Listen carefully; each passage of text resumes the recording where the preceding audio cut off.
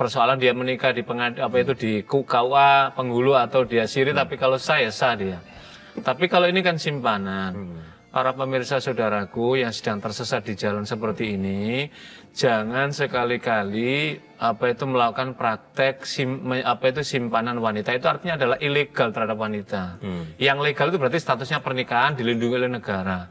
Dan ini adalah ada beberapa undang-undang yang dilanggar. Yang pertama adalah undang-undang perkawinan. Yang kedua adalah undang-undang tentang bagaimana kehidupan bermasyarakat calon sipil itu kan tidak dibolehkan dalam kaitan di sana.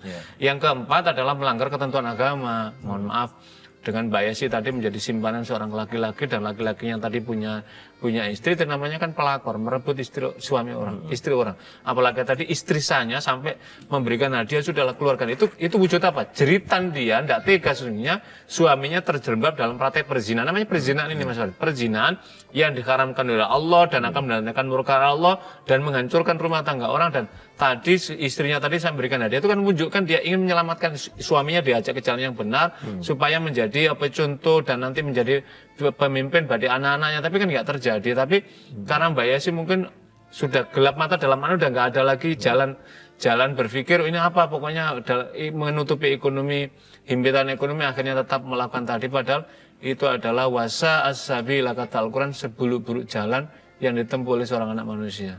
Ya. Kemudian Mbak Yesi setelah kejadian itu apa yang Mbak Yesi lakukan? Iya, saya disuruh pergi sama istrinya, sama ini saya dikasih modal Mas, tapi saya masih tetap di Kota Pekanbaru. Iya, saya pergi dari mereka, saya tetap di Pekanbaru. Tapi di situ saya dengan modal yang saya dapat, saya malah kerja jadi rentenir.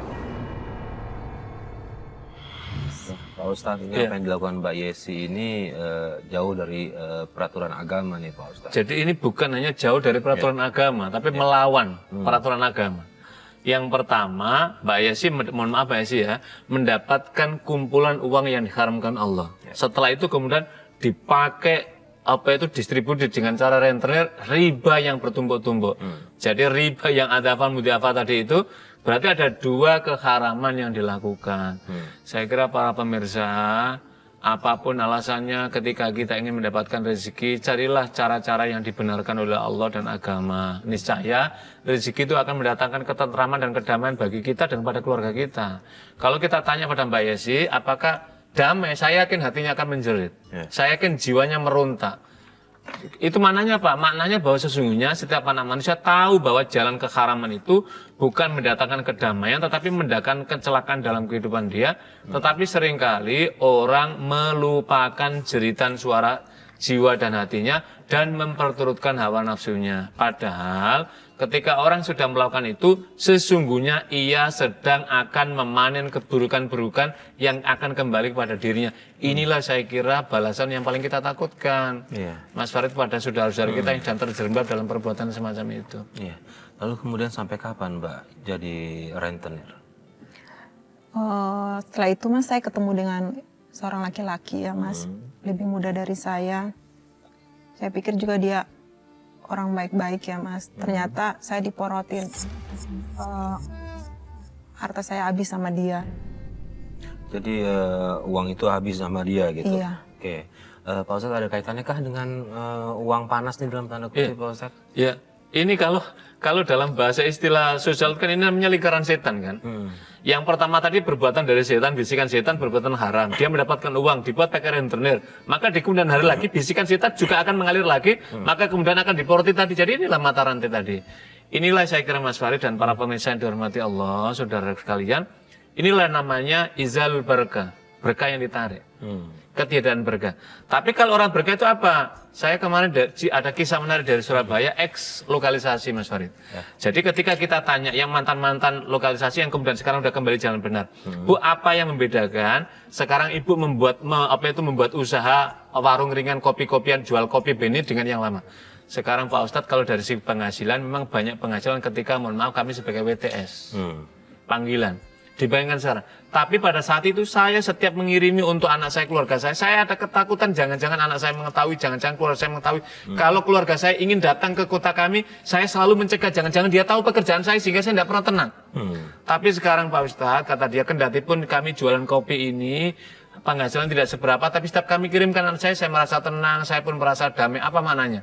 Sesuatu kebaikan kalau itu dilakukan dapat mendatangkan ketenangan, sesuatu keburukan kalau dilakukan akan menghancurkan ketenangan jiwa kita. Mbak Yesi tadi mendapatkannya apa? Salah satunya diploroti tadi itu kan keberkahan yang ditarik oleh Allah. Ya, lalu setelah harta Mbak Yesi habis, apa yang Mbak Yesi lakukan? Iya, dengan sisa modal saya buka warung, Mas. Buka warung kecil-kecilan. Awalnya Di mana? Di Pekanbaru juga? iya, di Pekanbaru. Awalnya usaha saya lumayan lancar ya, Mas. Tapi lama-lama juga akhirnya bangkrut. Nah, setelah bangkrut kemana Mbak Yesi? Nah, setelah bangkrut saya nggak punya apa-apa lagi. Saya nekat, Mas, saya berangkat ke Batam. Ingin cari pekerjaan juga di sana. Oke, lalu dapat pekerjaan di sana? Di sana akhirnya saya juga kerja malam. Ulangnya baik sebelumnya ya. Iya. Nah, berapa lama kerja jadi wanita malam di sana? Di sana kurang lebih 1 tahun, Mas. 1 tahun. Sebenarnya Mbak Yesi ada ketenangan hati nggak sih melakukan itu? Sebenarnya hati saya ini menjerit, Mas. Pengen keluar dari situ, cuma nggak. Kehidupan ekonomi saya membutuhkan uang untuk menghidupkan hidup saya juga sama anak saya. Oh, Pak Ustadz, ini sungguh sangat menyedihkan buat saya sih Pak Ustadz, merelakan itu hanya demi untuk menghidupi keluarganya. Ironis. Jadi kasus seperti Mbak Yesi ini banyak juga. Kasus kalau kita melakukan riset di beberapa eks-lokalisasi, selalu alasan utama itu adalah faktor ekonomi. Seperti yang saya contoh kasus di Surabaya tadi yang sudah kembali jalan yang benar. Padahal sesungguhnya pintu-pintu rezeki Allah itu lebih luas dibandingkan pintu rezeki yang berasal dari keharaman tadi itu. Seringkali, mohon maaf, orang beralasan, wah ini saya himpitan ekonomi, saya kesulitan. Padahal ada jalan dalam kaitan itu di sana. Jadi apa yang dilakukan oleh Mbak Yesi, para pemirsa sekalian, ini menjadi ibrah untuk kita semuanya, bahwa Allah menyediakan pintu luang rezeki lebih luas dan keberkahannya jauh lebih menenangkan dibandingkan ketika orang sedang himpitan. Tapi ini juga sekaligus memberikan penyadaran untuk para saudara-saudaraku yang agnia, yang Allah berikan rezeki, bahwa banyak saudara-saudara kita yang sedang dalam himpitan ekonomi, tapi begitu ada orang-orang dari tangan-tangan jahat menarik mereka, akhirnya terjerembab dalam praktek di lorong gelap hitam berlumpur ini, maka sudah menjadi kewajiban saudaranya yang memiliki agnia tadi dengan kebijakan, tariklah dia, bawalah mereka kepada jalan yang baik. Seperti kasus misalkan, untuk bisa contoh di sini, kasus lokalisasi yang ada di Surabaya itu banyak orang yang saya ketika dulu saya itu merinding lihat, tapi kemudian setelah masuk itu sekarang orang-orang itu jualan dan mereka mendapatkan kedamaian, pendek kata suasana keagamaan.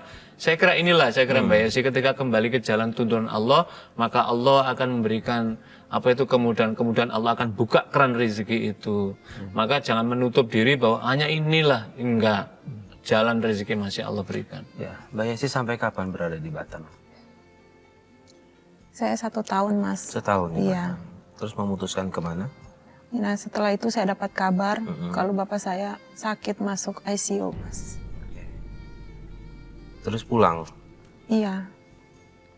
Saya akhirnya dengan uang saya kerja malam, saya pulang ke Jakarta. Saya mengabarkan Mbak Yesi siapa? Kakak saya. Kakak. Setelah sampai Jakarta bertemu dengan orang tua. Setelah sampai Jakarta ternyata bapak saya sudah meninggal, Mas. Keluarga tahu pekerjaan Mbak Yesi? Keluarga nggak tahu. Nggak tahu. Terus kemudian keluarga komentar apa kalau Mbak Yesi nggak pernah pulang?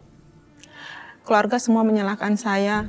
Yang mana bapak meninggal itu karena saya. Karena bapak nyari-nyari saya.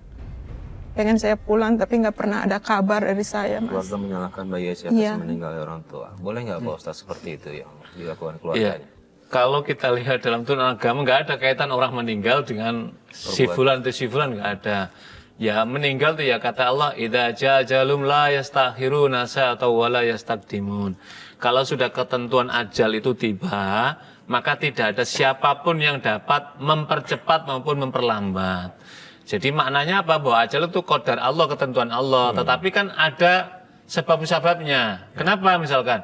Oh, meninggalnya karena bapaknya ini sakit. Kapan mulai sakitnya? Sejak memikirkan anaknya yang tinggal tadi itu disuruh pulang, nggak pernah pulang. Jadi sakit inilah bertumpuk, maka kemudian beban, nah itu dia berarti ada asbabnya. Tapi bukan berarti inilah menjadi penyebab utama. Tetapi pikiran itulah yang kemudian saya kira tidak ada orang tua yang paling perli dan pedih ketika sakit di penghujung syaratul mautnya itu, ketika merindukan anaknya tidak ada yang memperdulikan. Apalagi kasus misalkan Mbak Yesi tadi diketahui oleh orang tuanya dan kemudian orang tuanya jatuh sakit. Saya kira inilah yang kemudian akhirnya menimbulkan rasa penyesalan mendalam dari Mbak Yesi. Karena pertama merasa berdosa pada ayahnya, yang kedua dia tidak bisa hadir ketika ayahnya sedang menjemput ajalnya itu. Ya, dan Mbak Yesi di situ merasa jadi anak yang durhaka nih Pak Ustadz. Betul. Karena nggak bisa memenuhi apa keinginan ayahnya. Ya, betul. Boleh Jadi, beranggapan seperti itu Pak Ustadz. Bukan kita merasa, tetapi sudah seharusnya bahwa seorang anak merasa berdosa atas perbuatannya karena pertama tidak bisa menunjukkan bakti yang baik pada orang tuanya. Yang kedua, apalagi menampilkan perangai dan praktek buruk tadi yang bertentangan dengan nilai agama, nilai baik yang dianut oleh keluarganya. Maka kemudian melahirkanlah rasa berdosa, dan penyesalan ini saya kira berkepanjangan kalau orang tidak mau segera bertaubat. Makanya disitulah Mas Farid, pentingnya pintu tobat disediakan dan kita mau kembali pada jalan tobat itu supaya apa? Supaya orang dari hasil refleksi perenungan atas perbuatan dosanya itu mau kembali pada tuntunan Allah, dan pada saat itulah sesungguhnya kita menempuh pada jalan damai bersama Allah.